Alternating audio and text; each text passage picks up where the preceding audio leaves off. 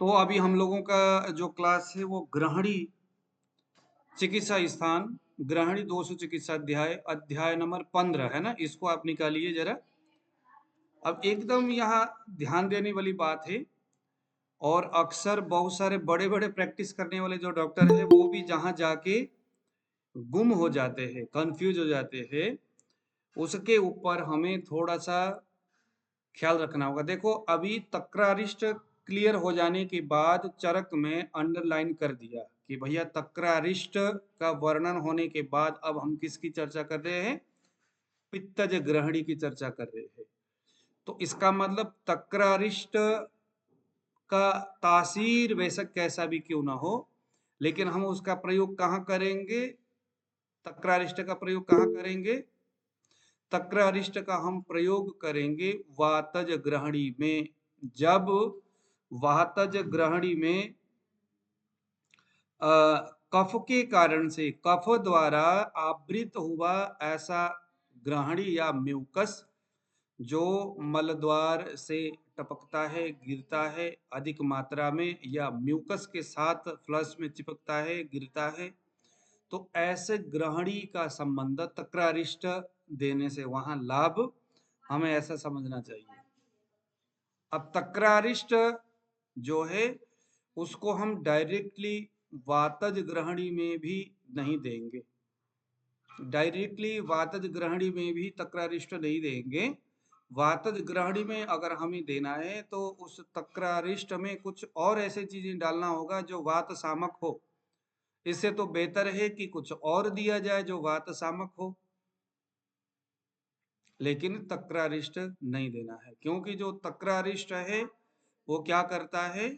वो थोड़ा सा कॉन्स्टिपेशन जैसी अवस्थाओं को, यानी प्रवृत्त जो मल है उसको निकालने का काम करता है, अप्रवृत्त जो मल है उसको निकालने का काम करता है। लेकिन कहाँ?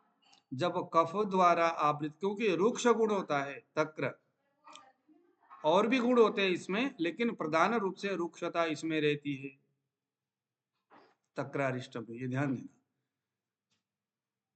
अब अंडरलाइन इन्होंने खींच दिया। तक्रारिष्ट की सभी चर्चा हो जाने के बाद इन्होंने तक्रारिष्ट की देखो अवस्थाएं भी इन्होंने बताया है। वाते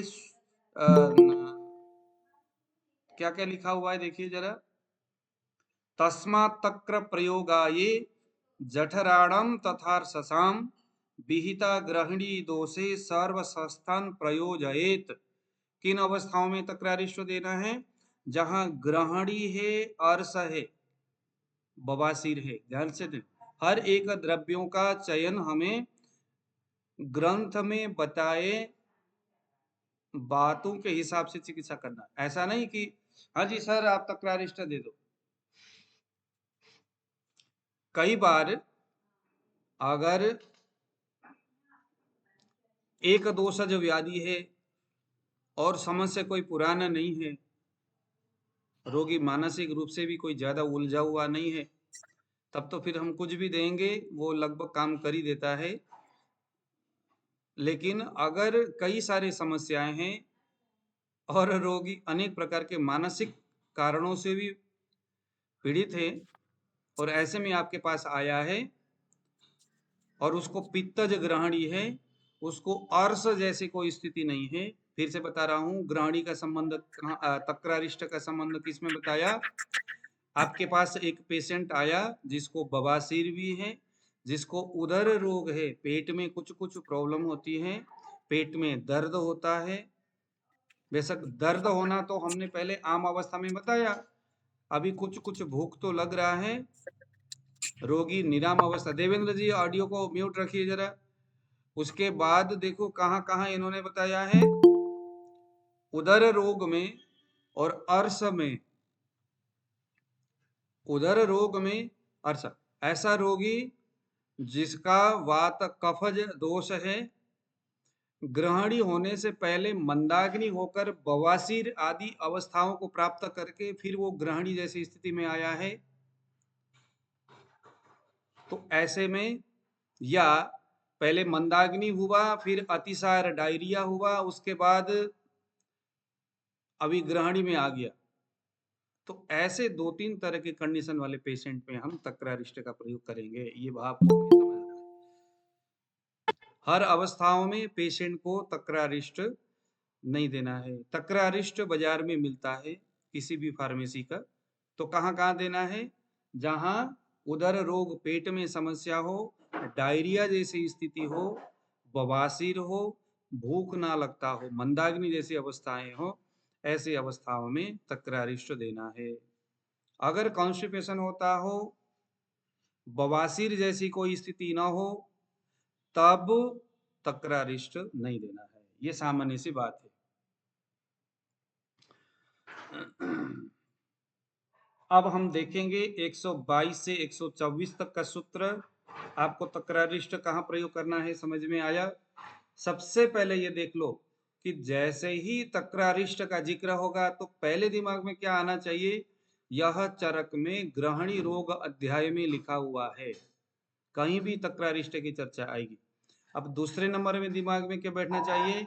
ग्रहणी रोग अध्याय में चरक ने अर्श के बाद मंदाग्नि, अतिसार के बाद मंदाग्नि होकर के, या हम यह भी कह सकते हैं कि रोगी को पहले अर्श था, मंदाग्नि था, फिर भी वो अपथ्य कर, अहित कर भोजन करता था। और प्रणाम गुरु जी। प्रणाम जी। आज उसके वजह से समस्या हो रहा है, तब हम यहाँ तक्रारिष्ट देंगे। तक्रारिष्ट मल को बांधने का काम करता है, ग्राही गुण है उसमें, ध्यान देना।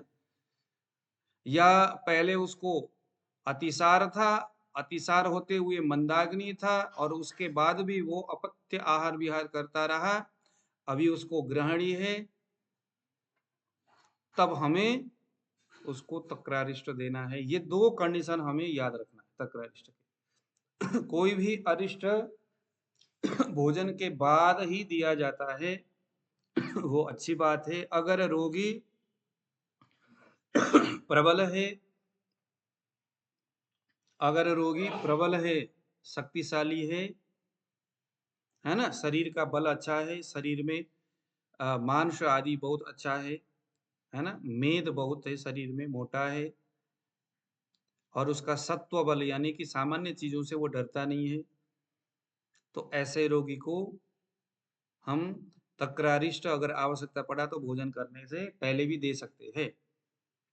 भोजन से पहले अगर हम देंगे तो शरीर का वो लेखन करेगा, क्षरण करेगा, शरीर के मांसपेशियों को या सभी टिश्यूज को कुरेदना शुरू करेगा। भोजन के बाद देंगे तो दोषों को कुरेदना शुरू करेगा, और ये सारी चीजें हैं। देखो, उसके साथ साथ एक और चीजें हैं यहाँ पर इसी तक्रारिष्ट के संदर्भ में। देखिए जरा सूत्र क्रमांक 121, दीपनम सोथ गुलमारसा कृमि में हो दौरापहम। अब आप कहोगे कि भैया अब ये सूत्र क्या है? देखो, आपने देखा होगा 121 में, दीपनम सोथ गुलमारसा कृमि में हो दरापहम।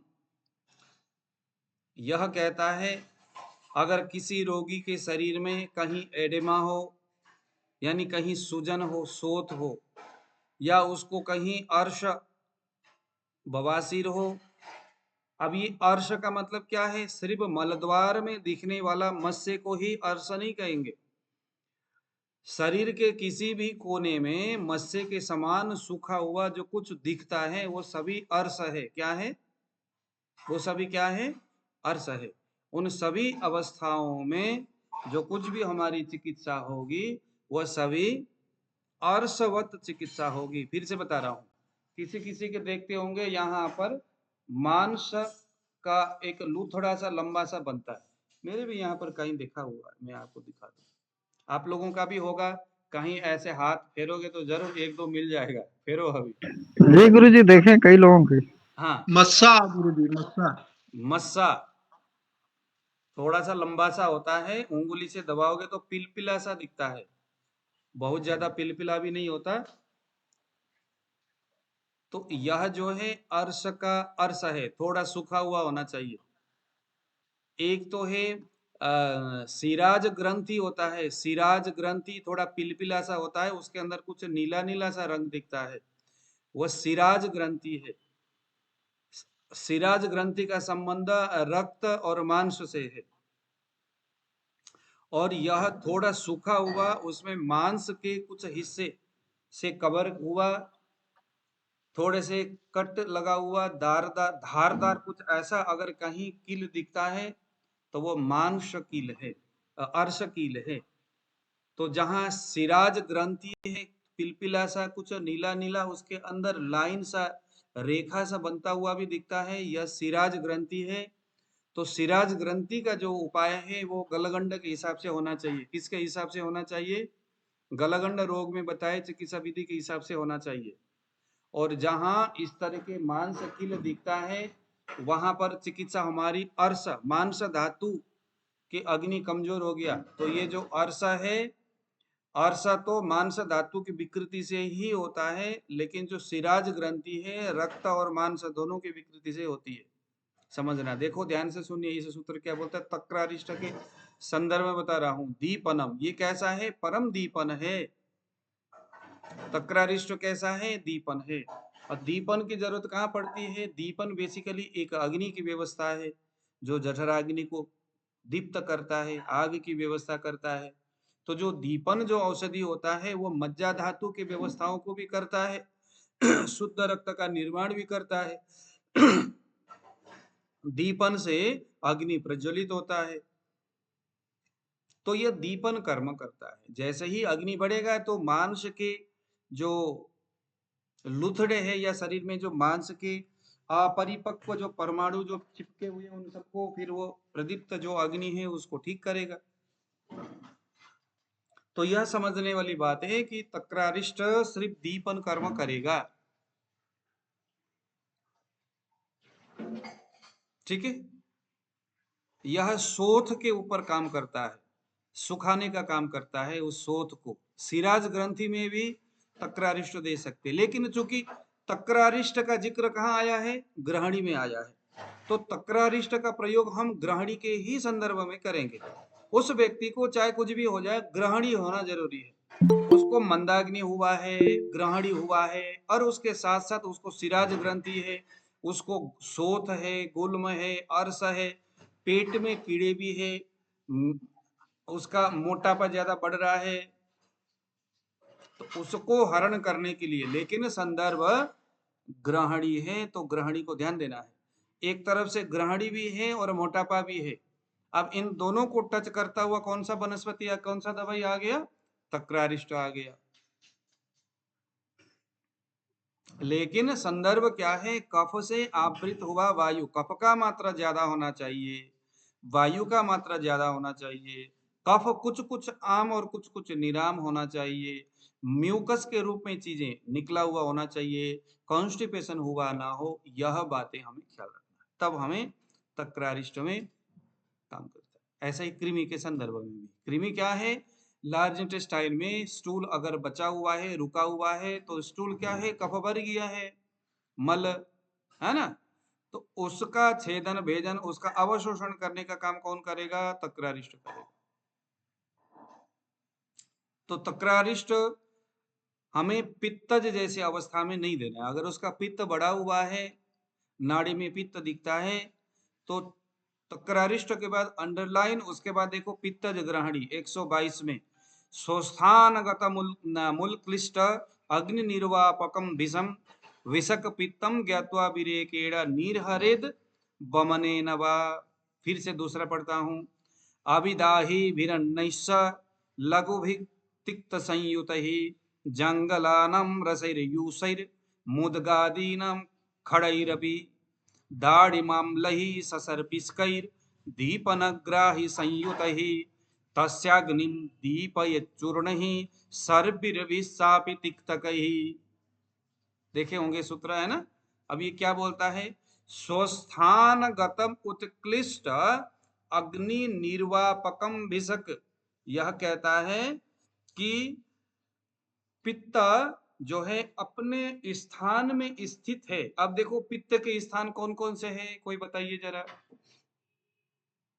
पित्त के स्थान कौन कौन से हैं? स्मॉल इंटेस्टाइन, हाँ, स्मॉल इंटेस्टाइन, स्मॉल इंटेस्टाइन, और कौन कौन से स्थान है? मैं पित्त के स्थान बता रहा हूँ। एक स्थान बताता हूँ, रक्त है। दूसरा कोई बताइए। लीवर, स्प्लीन, लीवर, स्प्लीन है। और नेत्र, आंख, आंख अग्नि का स्थान है, अग्नि महाभूत का। पसीना है कि नहीं? हाँ पसीना है। पसीना है। और निकालिए शंभुनाथ जी।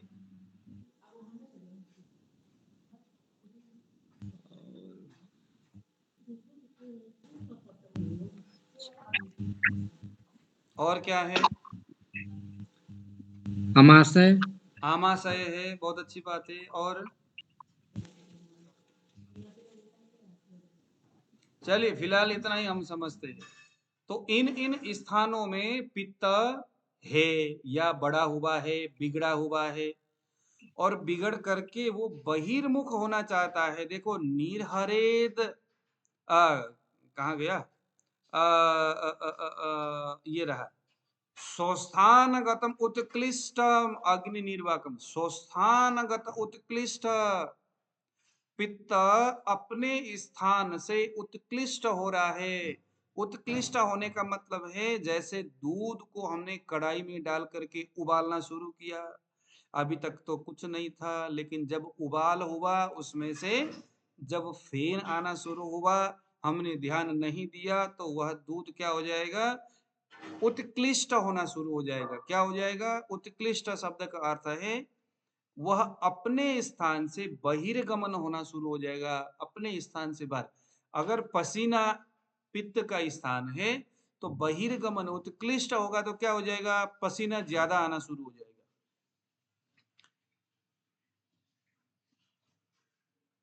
अगर रक्त पित्त का अपना स्थान है, क्योंकि क्या बोलता है? अपने स्थान में उत्कृष्ट होगा, तो रक्त में स्थित पित्त क्या हो जाएगा? उत्कृष्ट हो जाएगा। उसके अपने गुणों के साथ बढ़ना शुरू होगा।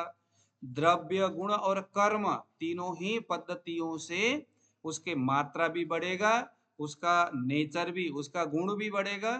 जैसे पित्त गर्म है, तीक्ष्ण है, उष्ण है ना, उष्ण, तीक्ष्ण, सर, ये सारे पित्त के अगर गुण हैं तो इन गुणों के साथ ये बढ़ेगा, तो क्या हो जाएगा? अपने स्थान से उत्कृष्ट हो जाएगा,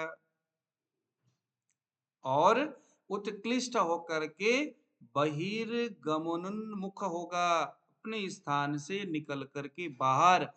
देखो फैटी लिवर हो रहा है, नाड़ी में पित्त दिख रहा है, इसका मतलब क्या है? लीवर में स्थित, क्योंकि जो समूचा लीवर पित्त द्वारा बनाया हुआ है। अगर लीवर का साइज बढ़ रहा है, इसका मतलब क्या है? रक्त में स्थित जो पित्त है वो क्या हो रहा है? उत्कृष्ट हो रहा है।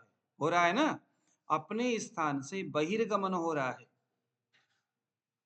अपने स्थान से अंतर्गमन होने का मतलब है वो सिकुड़ रहा है, बहिर्गमन होने का मतलब वो फैल रहा है। तो ऐसा पित्त जो बहिर्गमन मुख है तथा वो अग्नि को शांत कर रहा है ना? अग्नि निर्वापकम भिषक,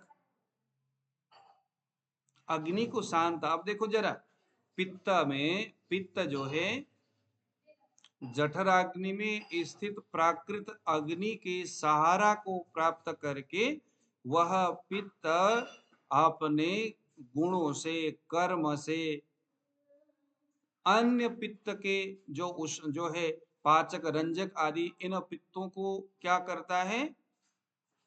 उसको बढ़ाने को, उसके अग्नि को मेंटेन करने का काम करता है। क्या बोला यहाँ पर? उत्कृष्टम अग्नि निर्वापकम। अपने स्थान में बढ़ने वाला वह पित्त वो यही भूल गया कि वह तो भैया ग्रहणी के ऊपर बैठ करके अग्नि के प्राकृत अवस्थाओं को बनाए रखना तथा उस अग्नि से समुचे पाचक, रंजक आदि पित्त के ऊष्मा को और उसके कर्म को बनाए रखना तो पित्त का कर्म था। लेकिन इतना मनमत्ता हो जाता है, इतना पागल हो जाता है वो, जैसे एक पागल कुत्ता अपने नेचर को छोड़ करके कि यह मेरा मालिक है, ये मुझे रोटी देता है, चलो लाड़ लगा या जो भी है उसके साथ प्यार करूं। पहले तो चाटता था, पैरों के सामने लुढ़कता था, लेकिन अब तो भोंकता है और डायरेक्टली वो काटने को दौड़ रहा है, चेतना खत्म हो गया। तो पित्त जो है इसमें क्या हो गया, अपना चेतना पित्त में नहीं रहा। जब नहीं रहेगा तो जठराग्नि में स्थित उस अग्नि को क्या कर देगा, यह खत्म करेगा। तो यह क्या चीज है, पित्तज ग्रहणी की एक संप्राप्ति हो गया। दूसरा संप्राप्ति हमने पहले क्या पढ़े थे कि पित्तज आहार विहार से, पित्तजनक आहार विहार से प्रकोपित हुआ हमारा शरीर का जो ग्रहणी है, पहले तो ग्रहणी क्या हो जाएगा, उससे प्रकोपित हो जाएगा। जब ग्रहणी कमजोर हो जाएगा तो वहां स्थित अग्नि क्या हो जाएगी, मंद हो जाएगा। फिर पित्त के प्रभाव से पित्तज आम उत्पन्न होगा। बस उसी बात को यहाँ इन्होंने पित्तज ग्रहणी चिकित्सा के संदर्भ में थोड़ा सा घुमा के बताया।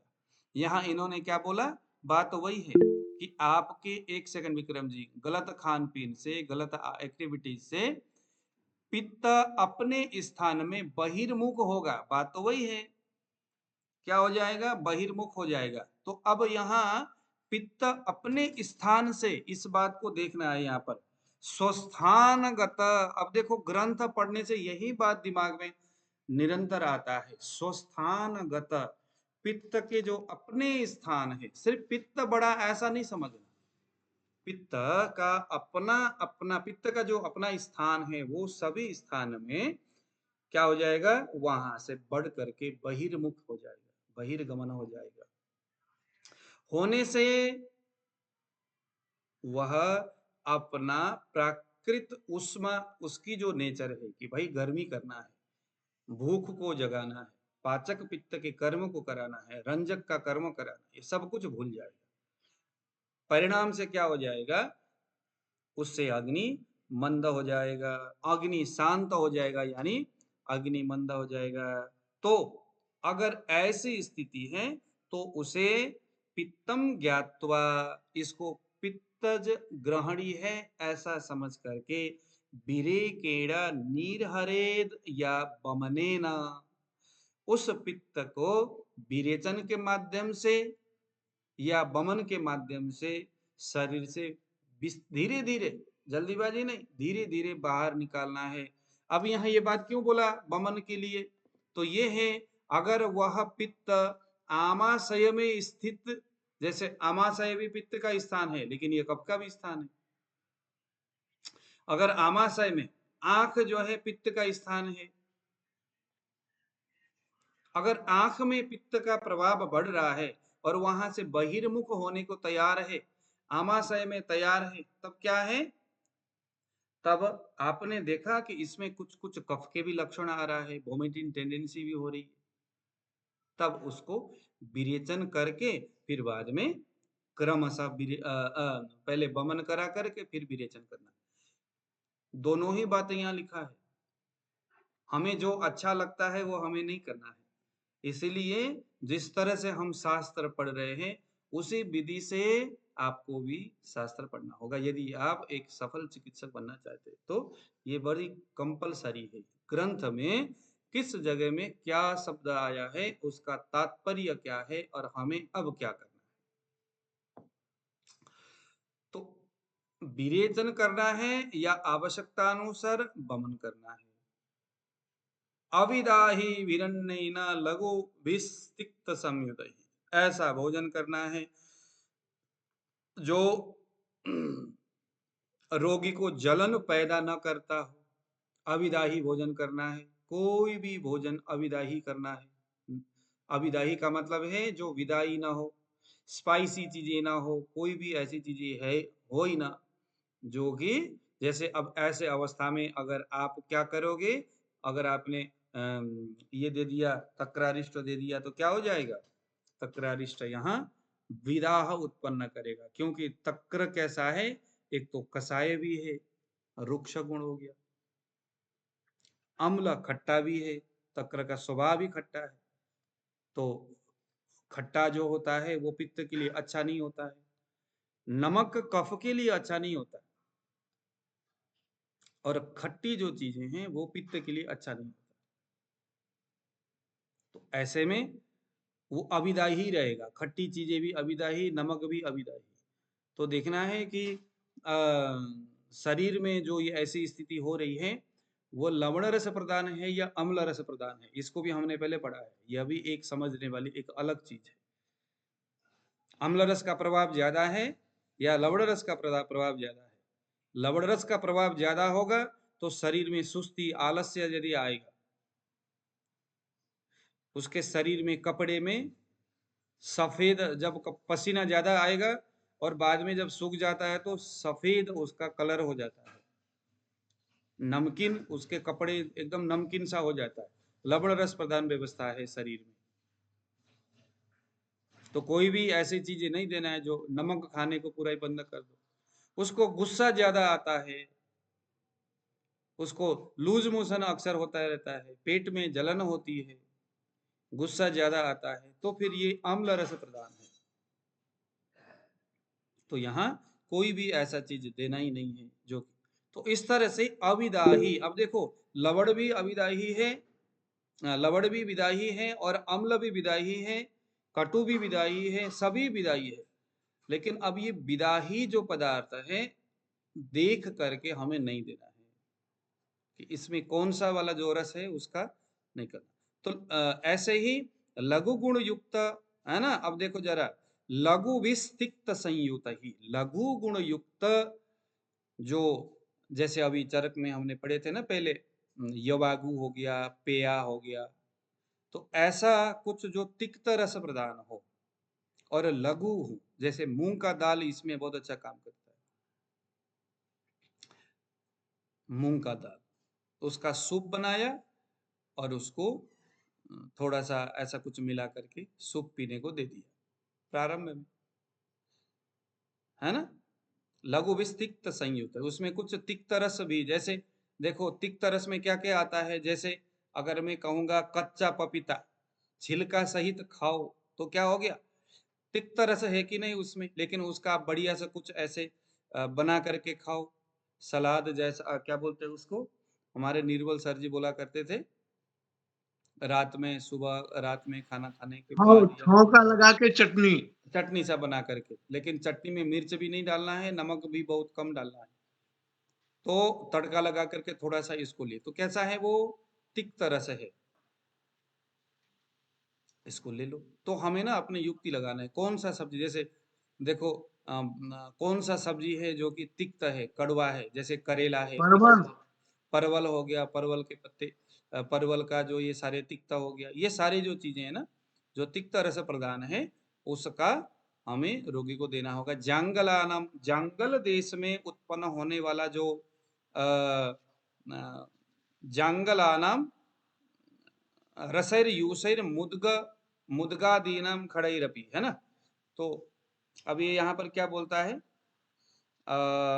जंगल प्रदेश में रहने वाले जानवर, जैसे हिरण है और क्या क्या है, खरगोश है, जंगल में रहता है। नहीं, खरगोश जंगल में रहता है, अनूप में रहता है शायद, है ना, जंगल में भी रहता है, हाँ जंगल में भी रहता है। हाँ, जंगल में भी रहता, नहीं जंगल में, जंगल का मतलब है जहां पर, जंगल जंगल हाँ जंगल जंगल में भी प्रदेश रहता में। है। जंगल, अब ये कुछ लोग हैं जिनको शायद जंगल नहीं पता, तो देखो जी जंगल जी। प्रदेश का मतलब होता है जहां पर रूखा हवा चलता है, जैसे राजस्थान ये जंगल प्रदेश हो गया, है ना, जहां पर रेतीला एरिया है, जहां पर ये सारी चीजें, जहां गर्मी ज्यादा होती है, जहां पर कांटेदार वृक्ष ज्यादा होता है। और आनुप का मतलब है जहां बरसात ज्यादा होती है, जहां हरा भरा वृक्ष है, जहां पर सुअर पाली जाती है, गाय पाले जाते हैं, हालांकि गाय तो हर जगह पाले जाता है, सुअर पाला जाता है, जहां पे लोग दारू ज्यादा पीते हैं, आनुप। और एक है सामान्य देश, सामान्य का मतलब जो जंगल भी नहीं है और आनुप भी नहीं है, दोनों ही देशों का जो गुण जहां मिल जाए। और ये तीन दो देश हो गया, और एक और देश मैंने किसी ग्रंथ में पढ़ा था, इसको बोलते हैं पता नहीं, पहाड़ी देश ऐसा कुछ बोलते हैं, पहाड़ी, जैसे आनूप जो होता है ना, पहाड़ी एरिया जो है आनूप हो गया, जैसे मैं अगर कहूं हिमालयन जो क्षेत्र है वो आनूप होने के बावजूद भी हिमालय जो क्षेत्र है वो आनूप प्लस पहाड़ है, पहाड़ी क्षेत्र है। तो इसको हिमालयों को या इस तरह के पहाड़ों को इन्होंने उस ग्रंथ में मुझे बड़ा अच्छा लगा, उनके विचार मुझे अच्छा लगा, इसलिए मैं बता रहा हूं। वो कहते हैं कि भाई आनूप देश में, आनूप देश के कुछ हिस्सा है जहां पर सामान्य रूप से परिश्रम करेंगे और अपना आहार रखेंगे तो चल जाएगा, लेकिन पहाड़ों में रह करके वहां अति गरिष्ठ भोजन होता है। पहाड़ अति गरिष्ठ भोजन, जैसे अभी मैं नेपाल में गया तो वहाँ तापलेजुंग है, ऐसे ऐसे बहुत ज़्यादा। इधर हमारे भी इधर जाओगे उत्तराखंड में जाओगे तो उधर भी इस तरह के जंगल है ना। तो बड़े बड़े वहां पर इतने बड़े बड़े कद्दू, इतने बड़े बड़े कद्दू महाराज। मैं देखा एक कद्दू तो हमारा 25-30 केजी का कद्दू। अरे क्या बात है, इतने ककड़ी इतना लंबा इतना मोटा, एक बंदा ढंग से उठा नहीं पाता। ऐसे अब आसाम में भी होता है। हाँ आसाम हो तो आसाम भी तो आनूप है ना, लेकिन देखो आनूप है। आनूप आसाम भी है और आसाम का कुछ हिस्सा जो पहाड़ी है नहीं, मगर वो आनूप है। जैसे बिहार जो है वह भी आनूप में ही आता है, बिहार जंगल नहीं है, आनूप में आता है, साधारण में नहीं आता। लेकिन इधर उत्तराखंड हो गया, ये आनूप तो है, लेकिन दोनों आनूप होने से एक समान गुण तो है नहीं। तो ग्रंथकार ने उसमें देखा मैंने, बहुत अच्छा उन्होंने लिखा था, पहाड़ में अगर आप रहते हो और उस तरह के भोजन करते हो मगर कोई एक्टिविटीज नहीं करते हो तो बिल्कुल नहीं चलेगा।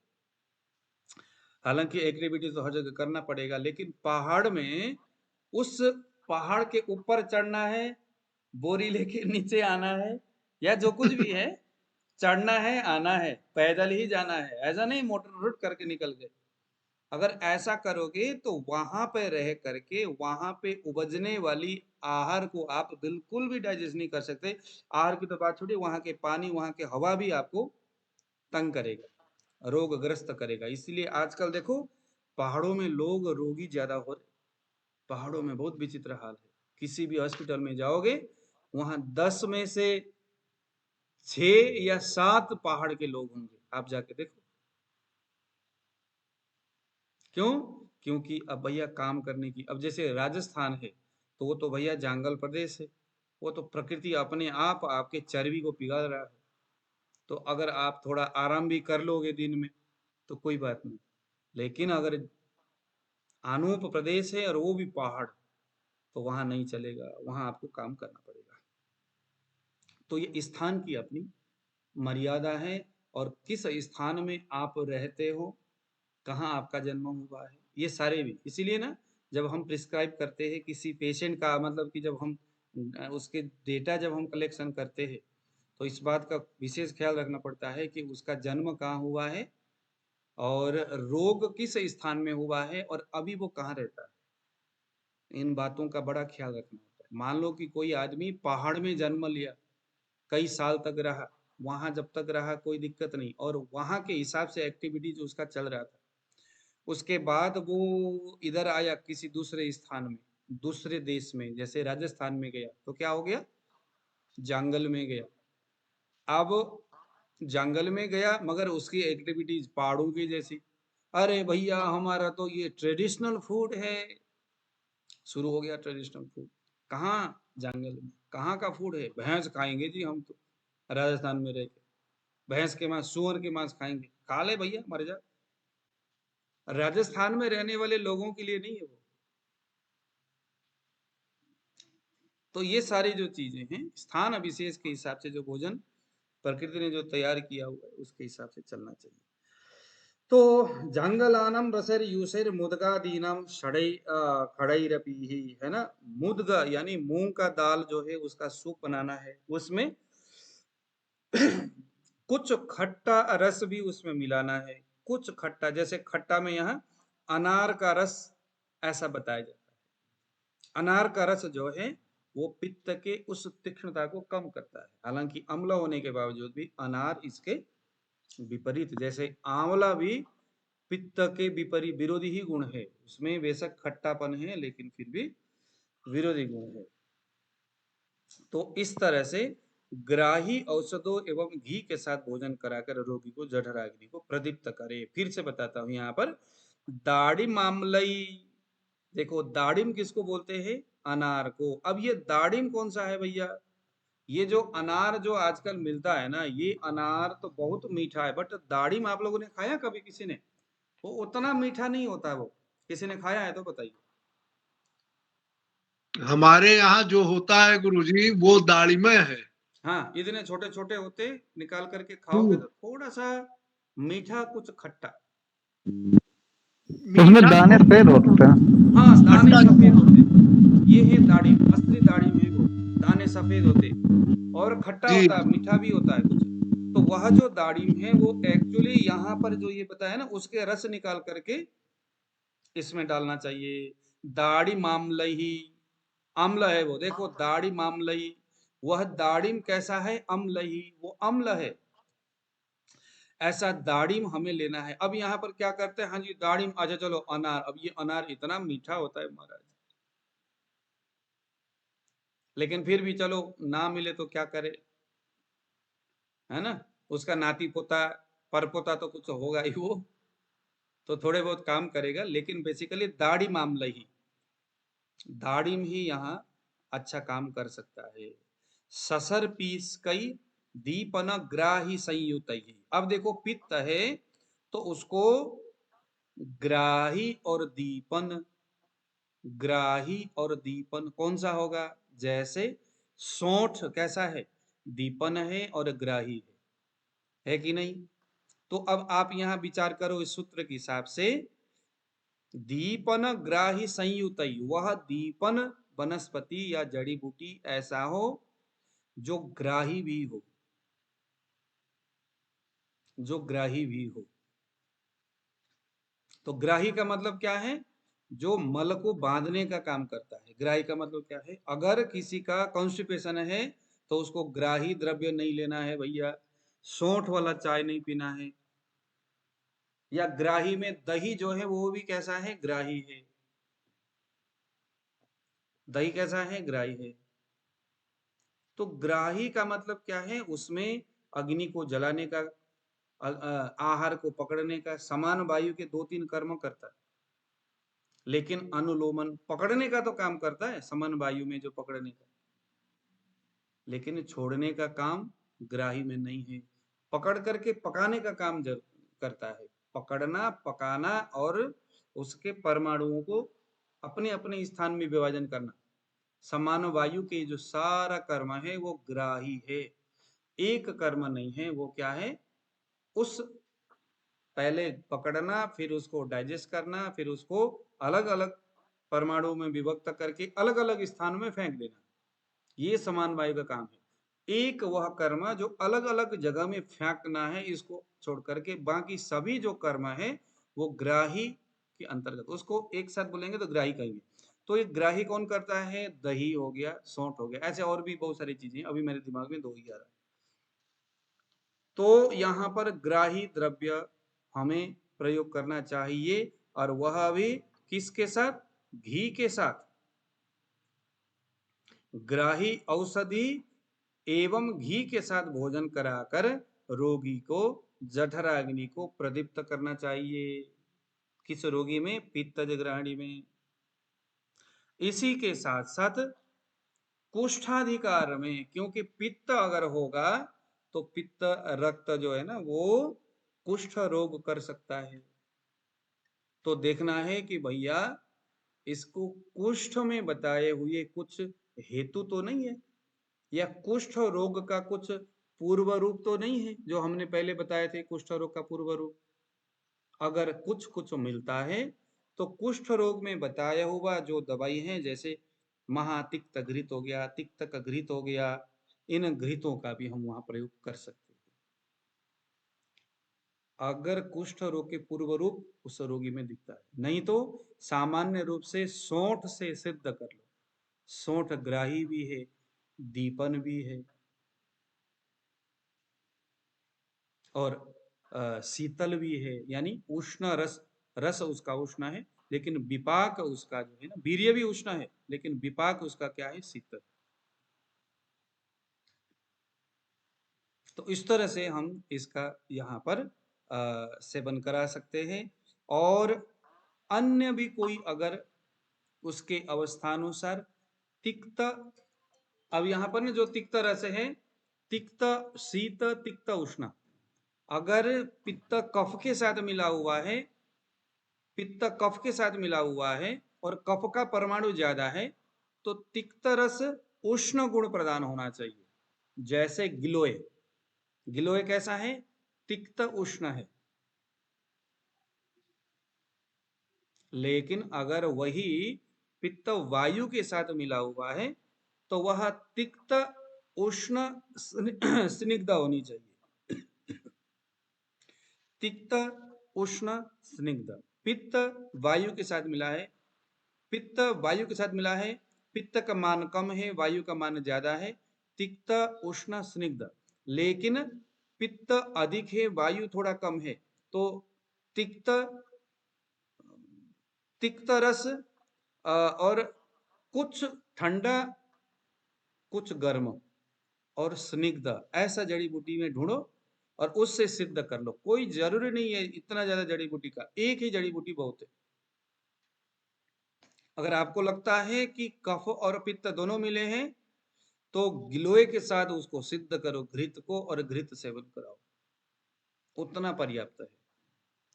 तो इस तरह से यहाँ पर इन्होंने ये सारी चीजें बताया, क्योंकि घृत सेवन ग्रहणी रोग के लिए सबसे उत्तम दवाई है ना। भोजन के बीच में दे दो या सुबह सुबह दे दो। अग्निवर्धक चूर्णों के प्रयोग करते हुए उसको, है ना, तस्याग्निम दीप येत चूर्णम सर्प विशापितिक कही, है ना, अग्नि को दीप्त करने वाले चूर्ण का प्रयोग करना चाहिए। कौन कौन से है, चंदनादि चूर्ण, देखो यहाँ पर 125 से 128, नागरादि चूर्ण, नागरादि चूर्ण, भूनिम्बादि चूर्ण, बचादि चूर्ण, बचादि चूर्ण। तो यहाँ पर जो बना, देखो जरा, बचादि चूर्ण है, ये क्या है, यहाँ कफ का अगर अनुबंध पित्त के साथ है, पित्त बहिर्मुख हो चुका है अपने स्थान में, लेकिन कफ का भी अनुबंध है, कफ भी मिला हुआ है, कफ और पित्त है, कफ का मात्रा ज्यादा है तो बचादि चूर्ण देना है। पित्त का मात्रा ज्यादा है तो भुनिम्बादि चूर्ण देना है। वात और पित्त दोनों है या समूचा सिर्फ पित्त ही है तो नागरादि चूर्ण देना है। तो इस तरह से हमें देखो, किरातादि चूर्ण वात और पित्त है या कफ और पित्त है तो किरातादि चूर्ण, कफ पित्त वायु में भी काम करेगा लेकिन कफ पित्त किरातादि चूर्ण। तो इस तरह से अब यहाँ पर इसके देखो, किरातादि चूर्ण आपने देखा होगा, सूत्र क्रमांक है 140 137 से। किरातादि चूर्ण चिरायता, मीठा बच, त्रायमाण, सौंठ, मरीच, पिपली, लाल चंदन, पद्मकाष्ठ, ये सारे जड़ी बूटियां हैं। ये कहाँ प्रयोग करना है, उसको ग्रहणी हुआ है, क्योंकि ग्रहणी रोग अधिकार में यह द्रव्य आया है। जैसे ही किसी द्रव्य की चर्चा होती है तो पहले ये ख्याल रखना होगा कि ग्रंथकार ने उस कॉम्बिनेशन को, उस नाम वाले दवाई को किस रोग में रखा है। उसके बाद फिर उसका, उसमें क्या क्या उसका फलश्रुति आया है। फलश्रुति में देखो क्या क्या है, रद रद पांडु ग्रहणी रोगा, गुल्म शूला, अरुचि ज्वरान, कामलम सन्निपातम च मुख रोगान सनासयेत। क्या क्या है देखो, रद रोग हार्ट डिजीज है, पांडु रोग है, पांडु यानी एनीमी कंडीशन है, ग्रहणी रोग है, गुल्म है, शूल है, अरुचि है, ज्वर है, कामला। अब इसमें देखो एक चीज और बताता हूं। मान लीजिए कि किसी को मुंह में घाव हो गया है। अब चूंकि मुंह भी तो पित्त का स्थान है कि नहीं है, मुंह है ना पित्त का स्थान। जब कभी पित्त बढ़ता है तो मुंह में घाव होता है, फोड़े फुंसी हो जाते हैं, मुंह में बहुत ज्यादा बदबू आता है। अब देखो यहाँ क्या लिखा है, मुख रोगांस नाशायेत। मुंह में बहुत ज्यादा घाव है, आपके पास आया, हाय रे तोबा मेरे मुंह में ऐसा हो गया, फोड़े फुंसी होता है मुंह में, मुंह का कैंसर हो गया। देखो यहाँ क्या लिखा हुआ है, ये सन्निपातिक अवस्था भी, ये देखो जरा, सन्निपातिक कामलम सन्निपातम च मुख रोगा स नाशायत। देखा आप लोगों ने? तो कोई भी रोग का सन्निपातिक अवस्था, उस रोग के कैंसर समझ लो आप। मान लो कि कोई आदमी है, कोई आदमी को मुंह में कैंसर हो गया है और वो ग्रहणी रोग से पहले पीड़ित था, आज उसको मुंह में कैंसर हो गया है, तो मुख मुख रोगांश नाशायत क्या बोलता है, सान्निपातिक अवस्था में भी अगर उसको मुख रोग है तो उसको ये ठीक करता है। तो किरात आदि चूर्ण उस पेशेंट को अगर आप देते हो तो उसके मुख का कैंसर ठीक हो जाएगा, मुख का कैंसर ठीक हो जाएगा।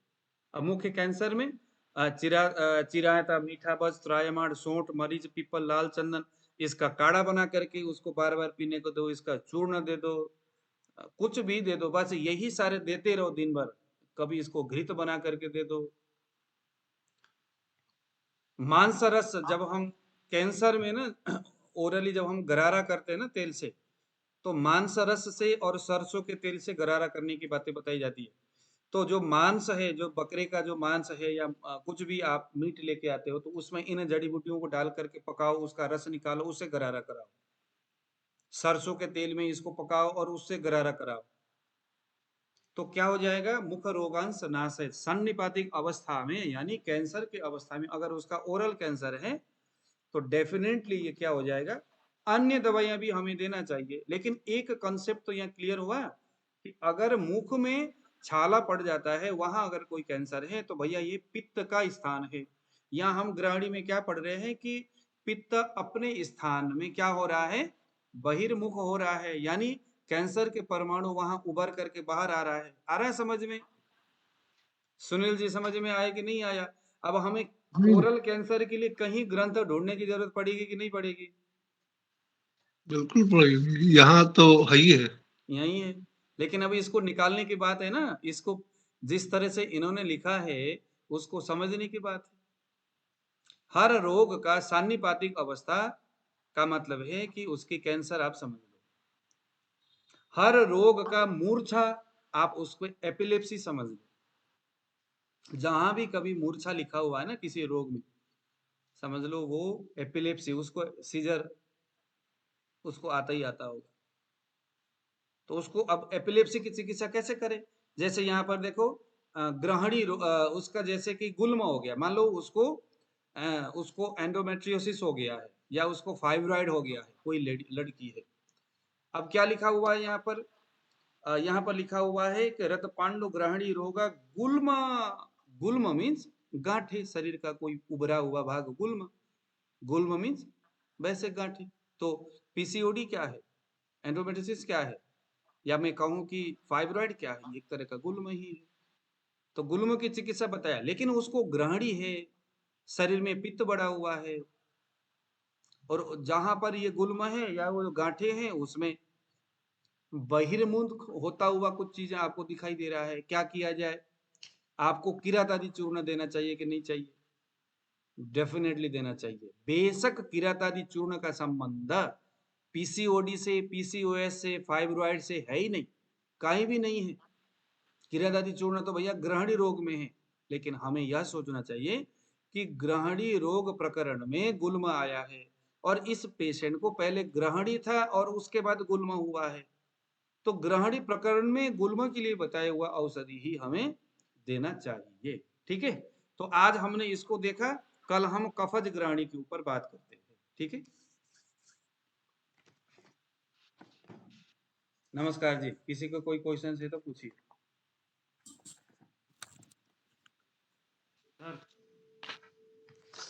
हाँ जी विक्रम जी। सर ये पित्ता का स्थान लिवर और ये मतलब आंखें जो है ना सर, ये अगर किसी को लिवर के इश्यू मतलब फैटी लिवर हो गया तो हम उसको पित्ता की मतलब पित्ता ही ग्रहणी सोचे क्या?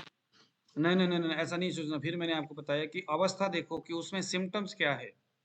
हाँ ग्रहणी का है क्या? ग्रहणी का मतलब मैंने आपको बताया ग्रहणी का पूर्व रूप मेरे वेबसाइट में जाकर के देखो, ग्रहणी का पूर्व रूप है क्या, ग्रहणी का हेतु मिलता है क्या, ग्रहणी का लक्षण मिलता है क्या। सामान्य से 3 मैंने बताया, अतिसार प्लस मंदाग्नि इज इक्वल टू ग्रहणी, आर्स प्लस मंदाग्नि इज इक्वल टू ग्रहणी, एक्सेस मास्टरबेशन प्लस मंदाग्नि इज इक्वल टू ग्रहणी। वो पूर्व अवस्था वो पूरा देख के ये चेक करना हाँ, है।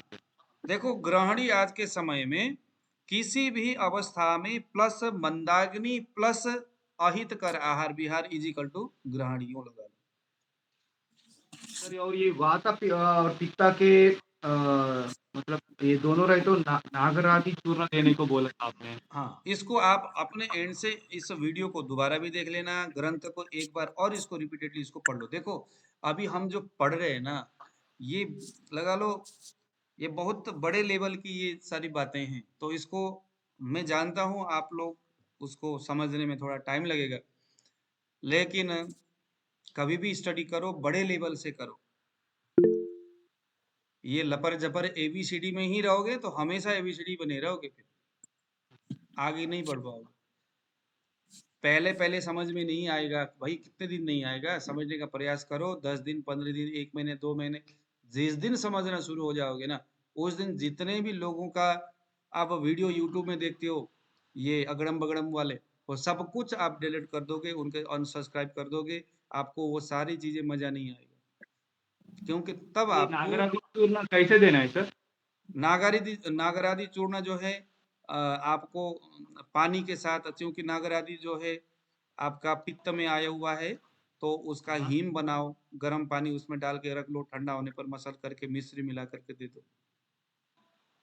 ठीक है, अभी मेरे पास कोई गुरुजी एक छोटा गुरुजी अगर पूरे शरीर के स्किन में जलन होती है तो क्या वो भी पित्त ग्रहणी भी आता है? मैंने आपको कहा कि ग्रहणी है तो उसमें आएगा, ये जरूरी नहीं है।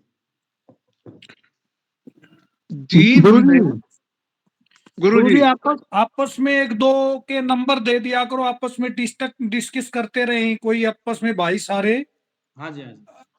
जैसे एक मेरे को नंबर ये गैरी जी है, इनका नंबर दो, बड़े होशियार लगते हैं। गैरी जी आप होशियार गैरी जी आप जरा नंबर दो।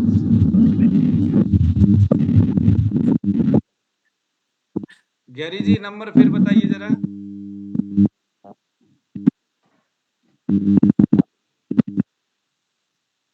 गैरी जी नंबर बताइए।